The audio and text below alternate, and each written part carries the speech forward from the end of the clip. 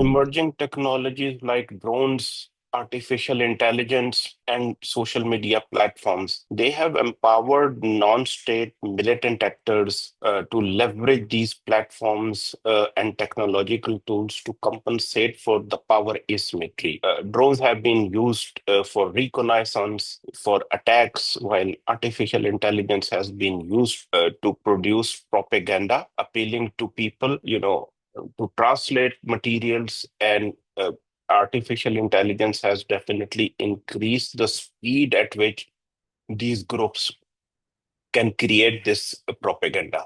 It also enables them to maintain a certain amount of anonymity. And these artificial intelligence tools, once they have been on by these groups, by learning on large data, they understand what kind of narratives, what kind of chronicles, and what kind of messaging is appealing to a certain group of people. So, as artificial intelligence is increasingly leveraged to prepare such propaganda messages, they continue to improve their messaging. This messaging can not only be used to recruit people, and as I said, they can adapt to group specific sentiments to appeal to them, but also to spread propaganda across multiple platforms, but also to debunk the narrative of adversarial states. So, with these technologies now becoming prevalent in our societies, their infusions within these groups is and was a foregone conclusion always. But what wasn't clear whether and to what extent they will be able to use them to their advantage. And now we are seeing that their use of these technologies is quite efficient. So we are going through another major transition where we will able to counter the use of these technologies by non-state militant actors once we know the level of sophistication they achieve and what counter measures are available in the market, and how then social media companies, technological companies, and states in different regions adapt to this changing operational environment.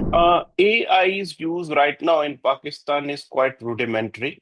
It is being used to generate posters. It is being used to generate, news bulletins, especially to translate the material in various local languages.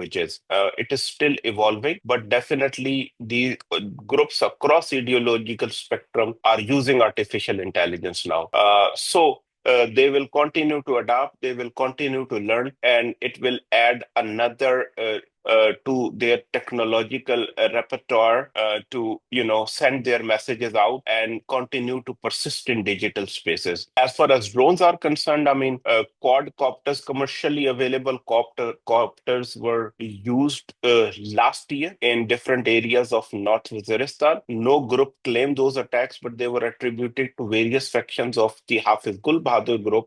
Those drones were used to drop payloads, small payloads on military convoys, security checkposts, and other security installations. But we have seen more frequent use of drones this year, not just by Hafiz Gul Bahadur group, but other groups as well. Various factions of TTP have also used drone attacks to target police, to target the military. Now, what is happening here is that they are using commercially available drones, either drop hand grenades, crude bombs, which are filled in plastic bottles, and they are accompanied by ball bearings, nails, and detonators to explode, or they are throwing mortars from the air on different targets.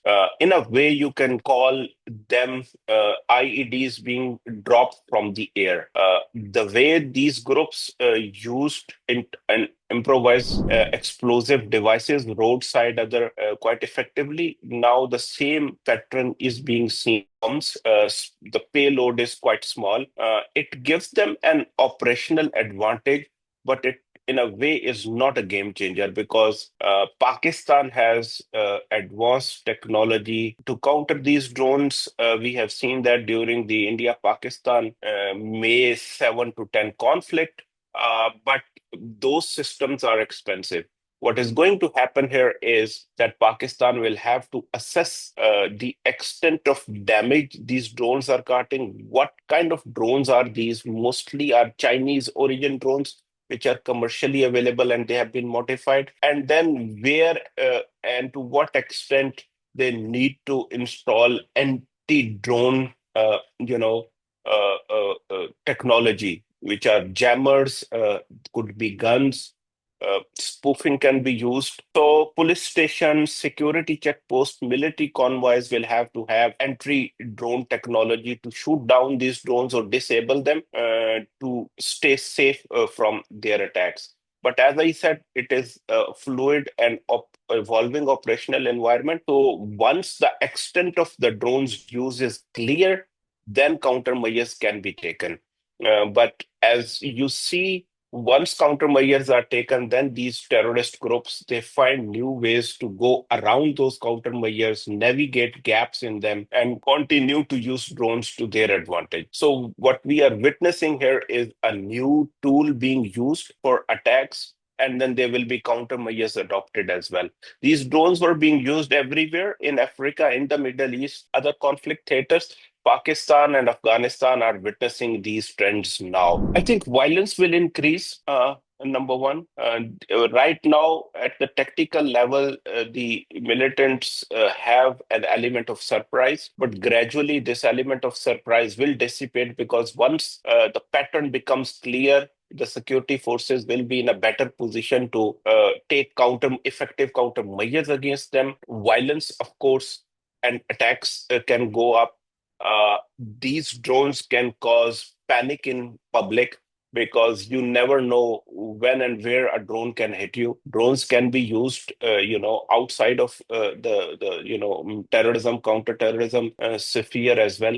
Because if anyone can, modify a drone, then drone can be used by criminal groups as well to settle their disputes, or could be used to settle other disputes. That's a potential challenge. We haven't seen that happening in Pakistan, but that fear is always there. There is psychological element to it as well. And more concerningly, if the terrorists continue to improve the use of these drones for attack purposes, and once they increase the payload, the flight time, as well as the accuracy, they can potentially target urban centers with with these drones. We have seen that groups like TTP are trying to expand their insurgency to, urban areas, especially urban centers of Punjab and Sindh. Then drones can be used to target hit certain targets in a built-up urban environment that it becomes difficult to shoot down a drone.